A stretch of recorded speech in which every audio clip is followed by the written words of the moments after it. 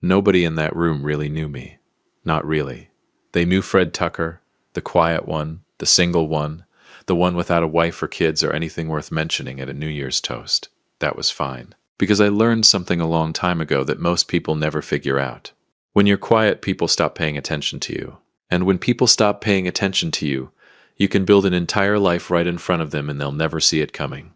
I'd spent 19 years building exactly that. But Jay pushed one time too many. Welcome to Dad's Raw Revenge. Get settled. Because this one is going to take you somewhere. Drop a comment and let me know where you're watching from. Hit that like button and make sure you're subscribed. Trust me, you're going to love it here. Now, let's get into it. December 31st, Portland, Oregon. We decided to celebrate New Year's Eve at my Aunt Beverly's place. She lives in a big craftsman house over in Selwood, the kind of neighborhood where the houses have real character and the people pretend to. Beverly has had the same mismatched furniture since 1994, and dares anyone to say a word about it, Christmas lights still up because she doesn't take them down until February. A wreath on the door that had seen better decades. I love that house, always have. I pulled up around 7:30, sat in my car for a minute before going in. I always do that. Just sit, breathe, prepare, see.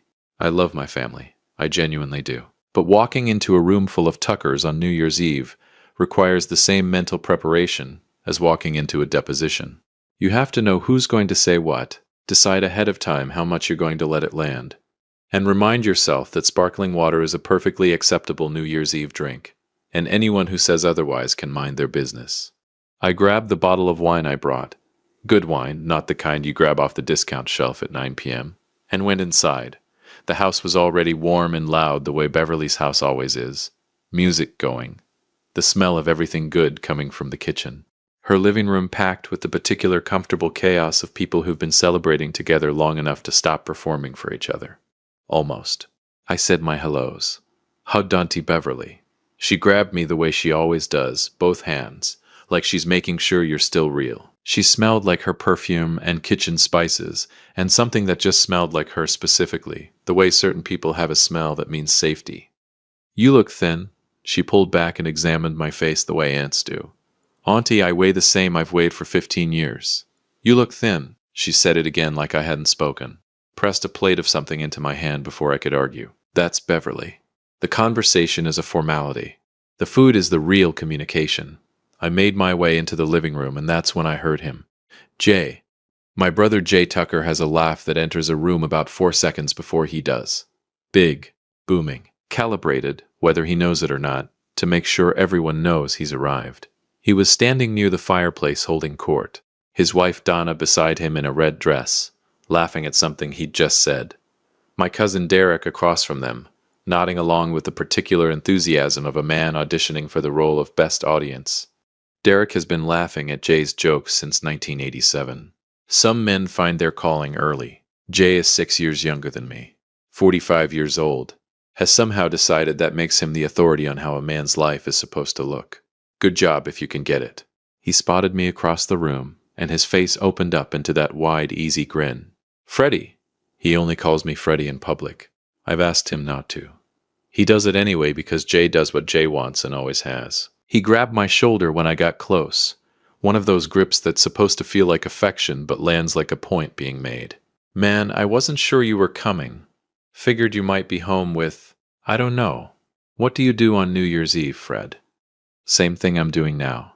I said it flat, standing here talking to you. Derek laughed. Donna smiled politely into her drink. Jay clapped my back and moved on to the next thing, because Jay always moves on to the next thing. That's his gift. Never sits in a moment long enough to feel its weight. I sat in moments. That was mine. The evening moved the way these things do. Food passed around. Drinks refilled. Beverly held the room the way she always has, laughing loud, pulling people into conversations, making sure nobody stood alone too long. I've always loved her for that. I was actually having a good time. I should have left at 10. 11:50. Beverly started gathering everyone for the countdown toast. Glasses got filled. The TV volume went up. That hush fell over the room. That specific New Year's hush where everyone gets quiet at the same time, without anyone asking them to. Beverly raised her glass first. Said something beautiful about family and new beginnings, and the grace of getting to do this one more year together. Her voice caught slightly at the end the way it does when she means something completely. Everyone was smiling. I was smiling. And then Jay cleared his throat. I just want to add something real quick. Here we go. He stepped slightly forward. Glass raised, the comfortable confidence of a man who has never once questioned whether the room wanted to hear from him. Been a good year. He nodded slowly, looking around. Donna and I closed on the new place over in Lake Oswego. Business is strong. Kids are thriving. He smiled wide. Some of us are really figuring it out. Turned and looked directly at me. Direct. Deliberate. Making sure everyone's eyes followed his. And then some of us, that easy smile spreading wider, the kind that makes people think he's joking when he is absolutely not. Some of us are 51 years old. No wife. No kids. Still driving that same beat-up car. Nothing really to show for 5 decades on this earth. But hey, at least you showed up right. Must be tough. He paused. Let it breathe. Looked around the room like he was inviting everyone to agree with him. I mean, we keep waiting for Fred to figure it out. Right? A small laugh. Donna shifted beside him. Derek looked at the floor. But hey. Jay raised his glass in my direction like a toast. Like a joke. Like I was the punchline he'd been building toward all night. I'm glad you showed up. The room went completely silent. Not the good kind. I felt it before I processed it. That particular silence that falls when something has gone too far, and everyone in the room knows it and nobody moves. Beverly's smile didn't falter, but her eyes cut straight to me, sharp and worried and sorry all at once. Donna looked down at her glass. Derek laughed, just once, quickly, then stopped when nobody joined him. 51 years old, no wife, no kids, beat-up car, nothing to show for it. Said like a verdict. Like I was a case that had already been decided, and the jury hadn't even needed to deliberate.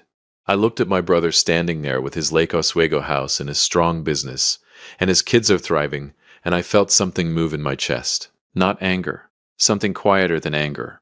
Something that had been patient for a very long time, and had just decided tonight was the night.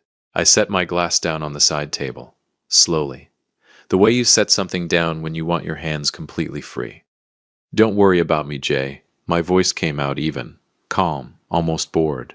I'm doing just fine. He laughed, raised his glass to the room like he'd landed the joke of the evening. That's what I love about you, Freddie. Always so, Beverly. I turned to my aunt, smiled at her, real and warm and nothing performative about it. That ham is outstanding. Best you've ever done. Beverly blinked, then smiled back, wide and relieved and grateful. Thank you, baby. The countdown started on the TV. 10, 9, 8. The room filled with noise the way it always does, glasses raised, people leaning into each other. Jay was still talking. I stopped hearing him, because something had just clicked into place inside me, clean and quiet, like a key turning in a lock that had been waiting 19 years for the right moment. He had no idea. Not about Harriet, not about the kids, not about the building with my name on it sitting 12 miles from where he was standing right now, running his mouth like a man with nothing to lose. Not about any of it, and I had spent 19 years making absolutely sure of that. They say pride is the most expensive thing a man can own. My brother Jay had been running up that bill for years. January 3rd was the day it finally came due. January 3rd. 3 days into the new year, and Portland was doing what Portland does in winter. Gray sky sitting low over everything. Rain coming down in that quiet, persistent way that doesn't dramatic about it, just steady and patient, like it has nowhere else to be. I was at my desk by 7:15. Coffee from the place on Southeast Hawthorne that I've been going to for 11 years. Carla behind the counter already had it waiting when I walked in, because that's what 11 years gets you. A medium dark roast, and a woman who remembers your order without being asked. Small things. I've always been a man who notices small things. The office was quiet at that hour, just the way I like it. Our building sits on the edge of the Pearl District, 12 floors northwest facing. The kind of view that makes people stop talking mid-sentence when they see it for the first time. I'd watched that happen more times than I could count. Someone walks in ready to negotiate, and then they hit the windows and just stop. Real estate is 70% psychology. The other 30% is knowing which 30% matters. I had 3 calls scheduled for the morning, a development meeting at 11, and somewhere in the back of my mind, quiet and unhurried. The memory of Jay's face on New Year's Eve. I let it sit there, didn't push it away, didn't dwell on it either. Just let it be what it was. My phone rang at 9:47. I looked at the screen. Jay. I set my coffee down. I let it ring twice. Not because I was being dramatic. I genuinely needed those 2 seconds to decide what version of myself was going to answer. The brother. The businessman. The man who had been quietly holding Jay Tucker's life together since 2009. I answered on the third ring. Jay. Fred. His voice was different. I noticed it immediately. Jay has a voice that's always slightly too big for a phone call. Loud. Confident. Takes up space even through a speaker. This wasn't that voice. Hey man. You got a minute? Oh, he needed more than a minute. I've got a few. I leaned back in my chair, waited. He took a breath. I could hear him moving around, pacing probably. Jay always paces when he's uncomfortable. Has since he was a kid. So look, I'm just gonna say it straight. A pause. The Terran contract fell through. I didn't say anything. Completely fell through Fred. The developer pulled out Thursday night. No warning, just done. Another breath. I've got vendors expecting payment next week. I've got 2 guys on payroll I'm working on it, but it's... He stopped. Started again. It's bad, man. I knew about the Terran contract. I knew more about Jay's business than Jay probably realized. The silence stretched between us like taffy. Fred, you still there? I'm here. Okay, so Look, I wouldn't call if I had another option. You know that, right? I want you to know that. Sure, Jay. I know. I said it easy. No edge on it. How much? He told me the number. I didn't flinch. On the outside anyway, on the inside I was thinking about New Year's Eve. About the way he'd turned and looked directly at me in front of the whole family. About Beverly's worried eyes cutting across the room. Jay. Yeah. Come to my office tomorrow morning, 9 o'clock. A beat of silence. Your office. Something in his voice, confusion, maybe recalibration. Like he was updating a file in his head that hadn't been touched in a while. Yeah, okay. You're still over on. I'll text you the address. Okay. A pause. Then quieter, genuinely quieter, Fred. I appreciate it, ma'am. I mean it. I looked out at the Pearl District skyline, rain running down the glass in long, slow lines. 9 o'clock, Jay. Don't be late. He was late. 9:18 when the front desk called up to tell me my brother was in the lobby. Of course he was. I told them to send him up and swiveled my chair toward the door. I heard him before I saw him. Not his laugh this time. Just his footsteps. And then the elevator opened, and Jay Tucker walked out into the 14th floor reception area of Tucker & Associates Property Group, and just stopped. I watched it happen through the glass wall of my office. Watched him take in the space, the reception desk, the artwork, the view hitting him from across the room like a wall of cold water. Natalie at the front desk smiled and said something to him. He nodded slowly without really hearing her. There it is. I stood up, buttoned my jacket, walked out to meet him.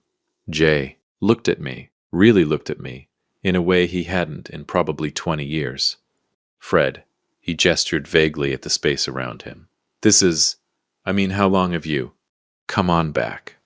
I walked him past the open floor. For Jay it looked like walking through a room he'd been wrong about his entire life. Good. I opened the boardroom door and gestured him in. He walked through and then stopped so fast I almost ran into him. Because sitting at the head of that table, composed, elegant, a cup of tea in front of her, and a leather portfolio open beside it, was Harriet. The silence that followed was one of the most complete silences I have ever witnessed in my life. Jay didn't move, didn't speak. I watched the color change in his face, going through shades like a man who can't find the right channel.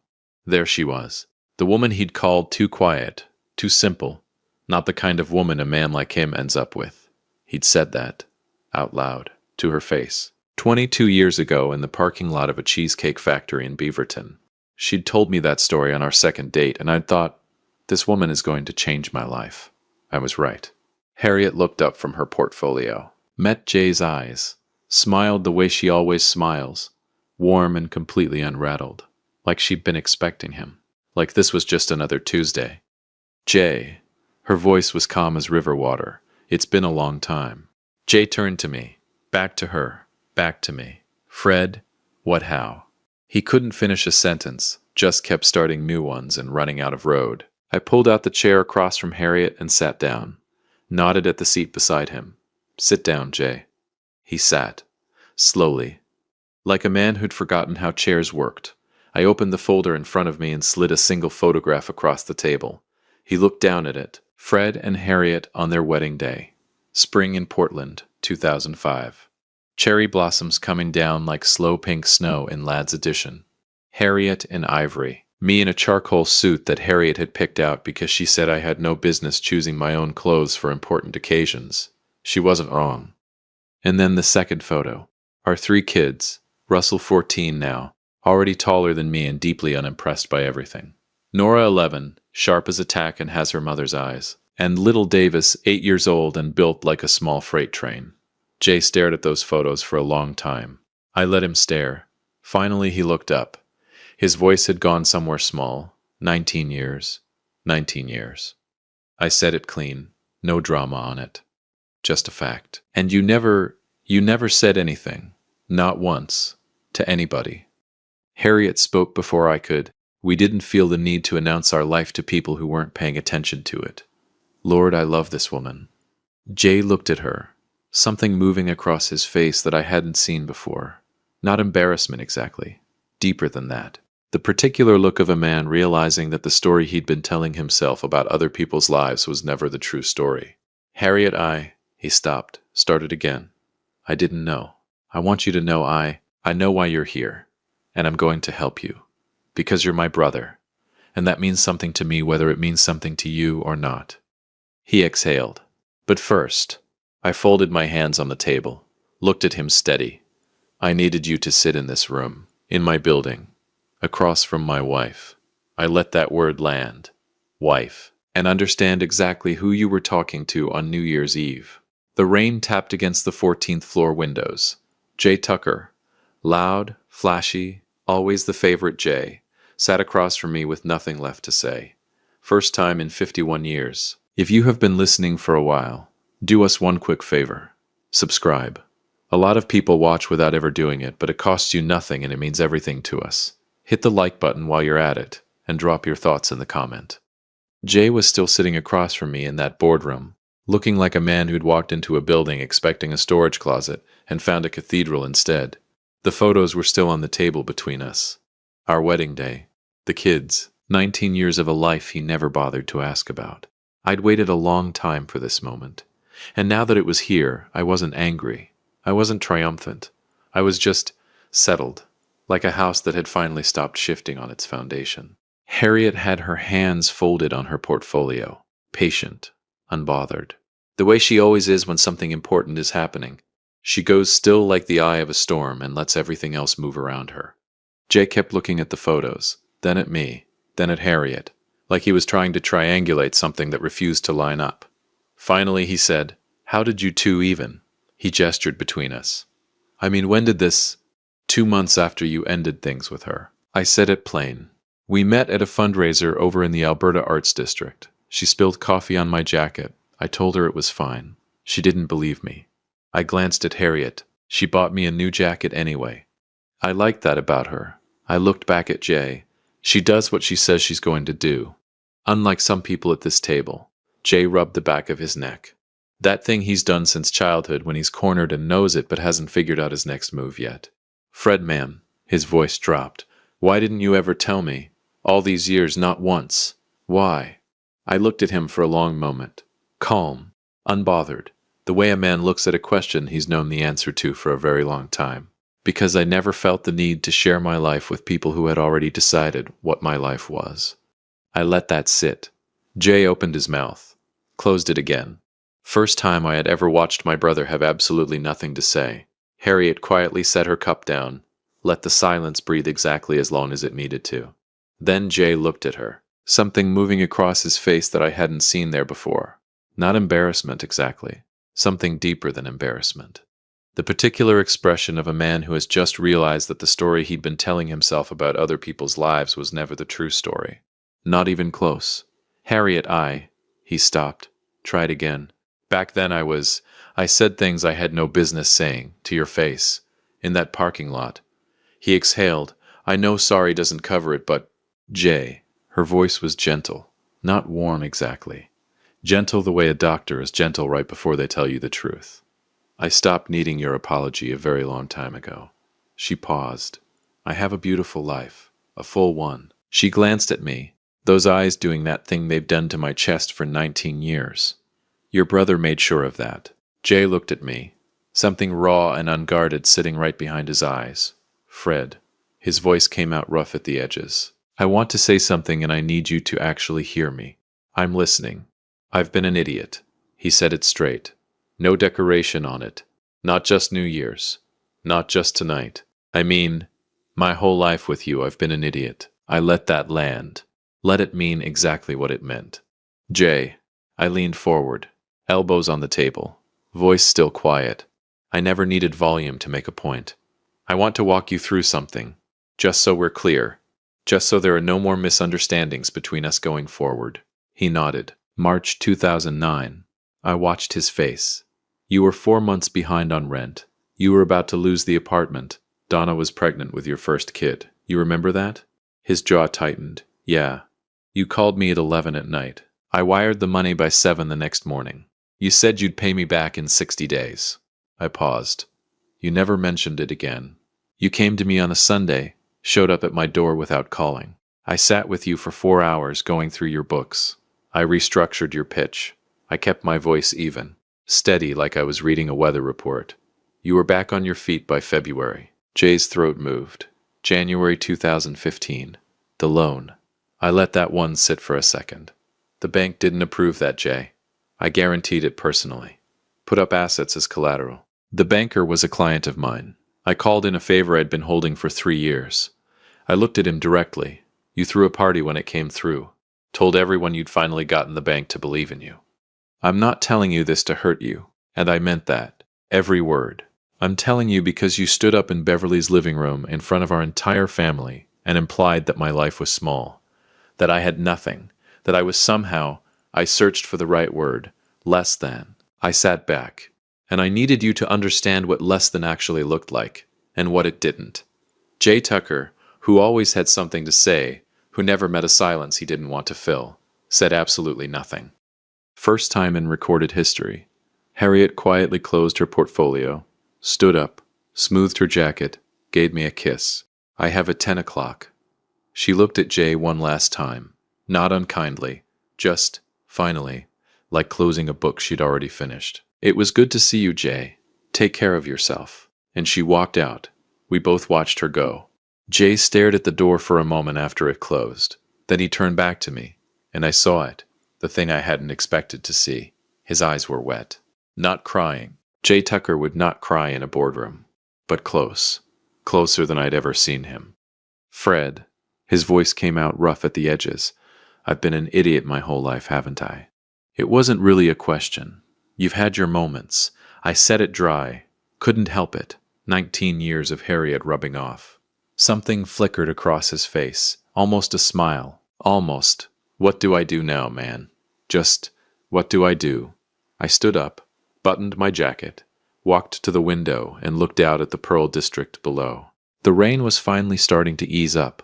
Portland doing what Portland does, making you sit through the gray until the light decides to come back. I'm going to connect you with Tom Greer over at Pacific Northwest Capital. He owes me one. I'll make the call this afternoon. By end of week, you'll have a bridge loan to cover your vendor payments and payroll. I turned around. I'm also going to send Kevin, my operations guy, to spend 2 days with your team. Your back end is a mess, Jay. Has been for years. Kevin will fix it. Jay blinked. You're my brother. Simple. Final. I told you I'd help you and I will. That doesn't change. He stood up slowly, looked around the room one more time. The view, the building, the quiet evidence of a life fully built. You've had all this whole time, and you just let me. He couldn't finish it. Let you what, Jay? I looked at him steadily. Talk. Sure, I let you talk. I walked toward the door and opened it. But I never let it change anything about who I was or what I was building. That's the difference between you and me. I held the door. You needed people to know. I just needed it to be real. He walked past me into the hallway. Stopped, turned around. looked at me for a long moment, with the look of a man recalculating the last 20 years in real time. For what it's worth, his voice dropped. I'm proud of you, man. I should have said that a long time ago. I let that land. Let it mean what it meant. Get home safe, Jay. Roads are slick. He nodded, walked to the elevator, pressed the button. The doors opened, and he stepped in, and for just a second, right before the doors closed, I saw him. Really saw him. Not the loud one. Not the flashy one. Not the favorite. Just my brother, looking smaller than I'd ever seen him, and more honest than he'd ever been. The doors closed. I stood in that hallway for a moment, just breathing. Then I took the stairs up one floor to my private office, the one that doesn't show up on the company directory. The one Harriet had decorated because she said my taste ran toward aggressively beige. And I sat down in my chair. My phone had a text from Harriet already. How'd it go? I smiled. Typed back, he finally knows. 3 dots. Then, did it feel good? I looked out the window. The rain had stopped completely. Just like that. Portland sky cracking open. Pale winter light coming through in long, quiet strips over the rooftops. Russell had a basketball game tonight. Nora had been working on a science project about river ecosystems. The Willamette specifically, because that's my daughter. Making everything local and personal.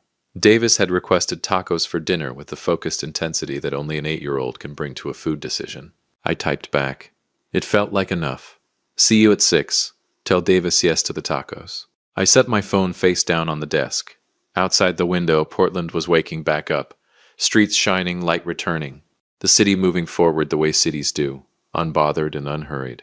Some people spend their whole lives making noise just to feel significant. I spent mine quietly building something important.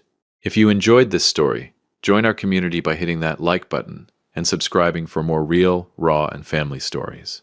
I will see you on the next one.